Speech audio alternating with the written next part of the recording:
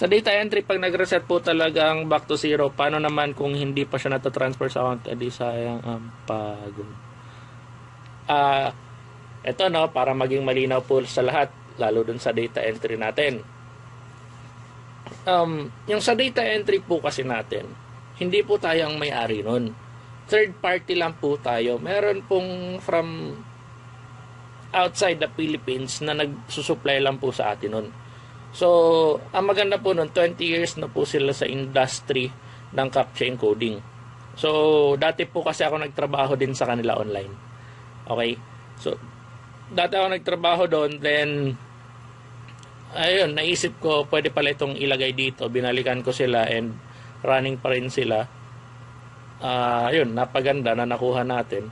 So, sila po nagde-decide ng ban, sila po nagde-decide ng permaban. Okay? Ito masasabi ko dun sa mga permanent ban. Ganito po yung sistema niyan. Ang Plan for Matrix account po ay nakahiwalay sa data entry account mo. Okay? Para may konting visuals. Ito yung PPM account, ito yung data entry account. Pag nag-apply ka po na, di ba bagong member ka, mag-apply ka ng data entry. Ngayon, ang gagawin po ng data entry admin natin, gagawan po kayo ng account dun sa data entry. At ililink po yun doon sa account nyo sa PPM. Okay, malinaw. Ngayon, mag-encode kayo, re-reflect sa PPM, mag-encode kayo, magpap-update, ma-unban.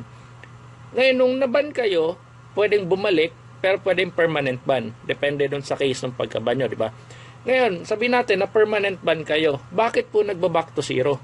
Ganito lang po kasi yun. Kasi kunyari, di ba ito yung account mo, na-unban yung data entry account mo. Wala na po kami magagawa nun. Ang ginagawa lang po namin, inaalis po yun dun sa PPM account ninyo.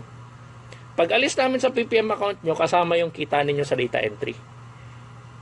Okay po. Ngayon, nung nahugot na yung account sa data entry, wala na kayong data entry account.